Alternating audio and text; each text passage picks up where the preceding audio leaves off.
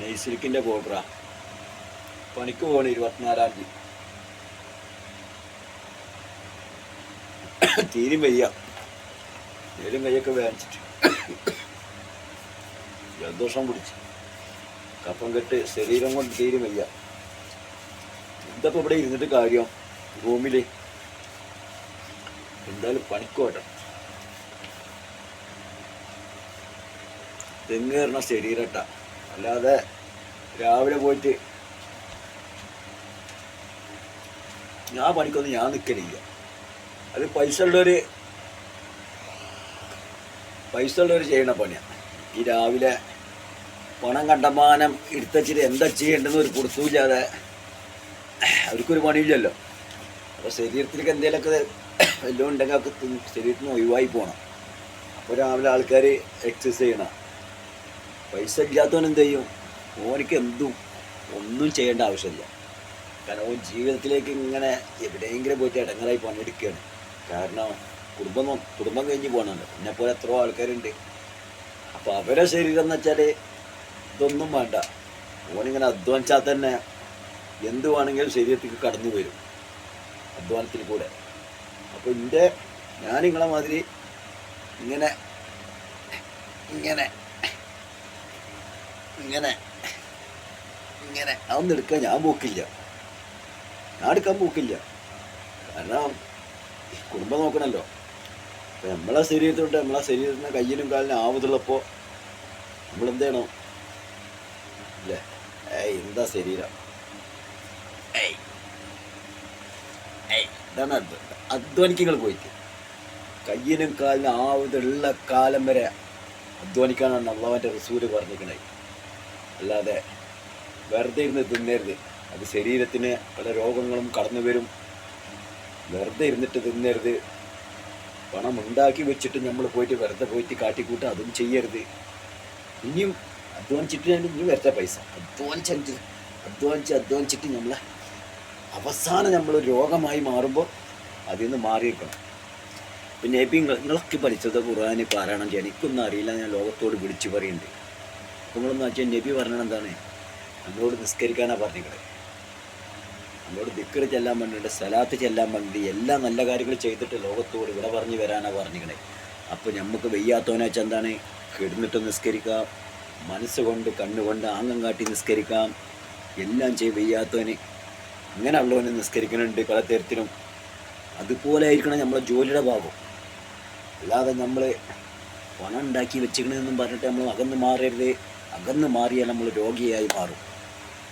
ആരോഗ്യമുള്ളപ്പോൾ പണിയെടുക്കുക, ശരീരത്തിന് വെയ്യെങ്കിലും പണിയെടുക്കുക. കാരണം അപ്പോൾ നമ്മൾ നിസ്കാരത്തിൻ്റെ ഭാഗം ചിന്തിച്ചാൽ മതി. നിസ്കാരം എന്ന് പറഞ്ഞാൽ ഇത്രയും വെയ്യെങ്കിലും ചെയ്യണമെന്നുണ്ടെങ്കിൽ അപ്പോൾ നമ്മൾ ജോലിയുടെ ഭാഗം അതുപോലെ ഉണ്ടാക്കിയാൽ മതി. നമുക്ക് ആരോഗ്യമുള്ള സമയത്ത് നമ്മൾ ചേറിൽ പോയി പണിയെടുത്തോളി. എത്ര എടുക്കണോ അത്രത്തോളം ഭയങ്കര ഇഷ്ടമാണ് അള്ളാഹുവിന്. കാരണം നിങ്ങൾ അധ്വാനിക്കുകയാണ്. പണം ഉണ്ടായിട്ട് നീ അധ്വാനിക്കുകയാണ്. കാരണം എന്താണ്? അയച്ചിട്ടും പണം ഉണ്ടായിട്ട് പെരയിലും മക്കൾക്ക് മാത്രം കൊടുക്കാതല്ല, കൊടുക്കണം, എല്ലാവർക്കും കൊടുക്കണം പൈസ. അത് ചതിക്കണമെങ്കിൽ കൊടുക്കരുത്. നല്ല മനുഷ്യന്മാരെ നമ്മളെ ഹൃദയത്തിലേക്ക് കടന്നു വരുമ്പോൾ ആരെങ്കിലും പ്രയാസപ്പെട്ട് വരുന്ന സമയത്ത് അവൻ പറയണം, 1000 തരുമോ, 500 തരുമോ, 2000 തരുമോ, 5000 തരുമോ, ഓനോട് കൊണ്ടുപോയി ഡേറ്റ് തെറ്റിക്കരുത്. ഡേറ്റ് തെറ്റിച്ചാൽ പിന്നെ എൻ്റെ അടുത്തേക്ക് കടന്നു വരരുതെന്ന് പറഞ്ഞോളികൾ. എന്നിട്ട് പൊളിക്കും. അഥവാ അങ്ങോട്ട് വീണ്ടും അഥവാ ഡേറ്റ് തെറ്റിച്ചാൽ ഞാൻ ലോകത്തോട് വിളിച്ചു പറഞ്ഞ് നിന്നെപ്പറ്റി നീ നല്ല മനുഷ്യനായി കാണരുത് എന്ന് അതും പറയും. കൊടുക്കുമ്പോൾ അല്ല ആ കാരണം എന്താണ്? നിങ്ങൾ അവരുടെ അടുത്തേക്ക് പോയതല്ല, അവൻ നിങ്ങളുടെ അടുത്തേക്ക് കടന്നു വരുമ്പോൾ എന്തും തുറന്ന് പറയാം. ഭയപ്പെടേണ്ട ആവശ്യമില്ല. ഓൻ തെറ്റിയാൽ കാരണം നമ്മൾ തെറ്റണില്ല. ഓന് പണത്തിന് വേണ്ടി പറഞ്ഞപ്പോൾ കാര്യം തുറന്ന് പറഞ്ഞപ്പോൾ ഓൻ്റെ ഹൃദയത്തിന് വേദന ഉണ്ടെങ്കിൽ പിന്നെ ഓൻ തിരിച്ചു പോട്ടെ. ഞാൻ അതിൻ്റെ ആളാണ്.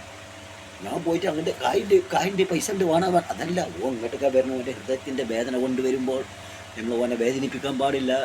ഓനക്ക് നല്ല ചായയും മധുരം, നല്ല ഹൃദയത്തിന് കൊടുക്കുന്ന മധുരം മോനുമായി പങ്കുവെക്കണം. എന്നിട്ട് എന്നോട് പറയാം, ഇജ്ജ് കൊണ്ടുപോയിക്കോ അല്ലയാ, ഞാനും പണക്കാരനല്ല, ഞാനും വേറൊരിടത്ത് എനിക്ക് കൊടുത്തെടുത്തച്ച പൈസയാണ്. പക്ഷെ നീ തെറ്റിച്ചാലോ നിൻ്റെ കാരണം കൊണ്ട് ഞാൻ നുണ പറയേണ്ട അവസ്ഥമാണ്. അത് ഏത് ഉസ്താദായിക്കോട്ടെ, ഏത് മൊയിലേരായിക്കോട്ടെ, ഏത് പണ്ഡിതനായിക്കോട്ടെ, നല്ല മനുഷ്യന്മാരായിരിക്കും.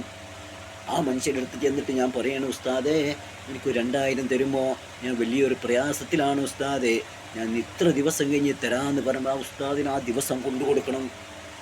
കാരണം എന്താണ്, ആ ഉസ്താദ് നല്ലൊരു മനുഷ്യനാണ്. ഉസ്താദായിക്കോട്ടെ, സ്വാമി ആയിക്കോട്ടെ, ആരും ആയിക്കോട്ടെ.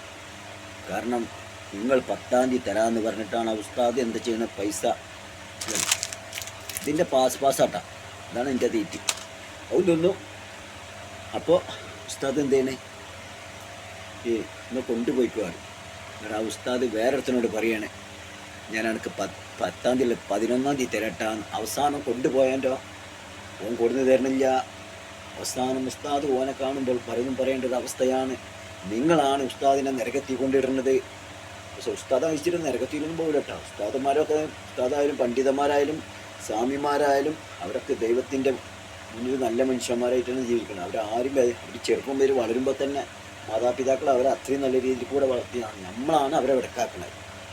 എന്തായാലും ഞാൻ പണിക്ക് പോട്ടെ. എൻ്റെ ശരീരത്തിന് അല്ലാഹു സുബ്ഹാനഹു തആല ഒന്നും ഒരു രോഗം കൊടുത്തു. രോഗം വരും, അതിനൊന്നും ഇപ്പോൾ എത്ര വല്ല നമ്മൾ ഈ ഭാഗത്തെടുത്തും കാര്യമില്ല, വരാനുള്ളത് വരും. കഴിയുന്നിടത്തോളം ചിലപ്പോൾ ഒരു ഗുളിക കൊണ്ട് മാറും. ഒരു ക്രോസിൻ്റെ ഗുളിക മതി നമ്മളെ രോഗം മാറാൻ. ചിലപ്പോൾ 5 ലക്ഷം വേണം.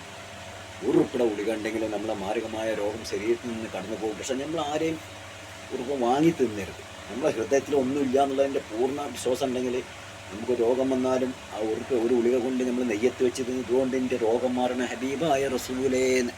ചിലപ്പോൾ അതും സാധാ ഞാൻ പോവുകയാണ്. സംസുകട വെയിറ്റ് ചെയ്യേണ്ടി. കൂടുതൽ വീഡിയോ എടുത്തു കഴിഞ്ഞാൽ എൻ്റെ മനസ്സിലൊന്നിരിക്കില്ല, ഒക്കെ എല്ലാം അങ്ങനെ തുറന്ന് പറയും. ഇങ്ങനെ ഇതിലേക്ക് വിഷമം കയറുകയാണ്. എന്തെങ്കിലും ഇങ്ങോട്ട് പറഞ്ഞു കഴിഞ്ഞാലോ എന്നാണ് ആൾക്കാരൊക്കെ ഇവിടെ കൂടി തച്ചുമല്ലോ. അങ്ങനത്തെ പറച്ചിലാണെങ്കിൽ ഉണ്ടാവുക. അസ്സലാമു അലൈക്കും.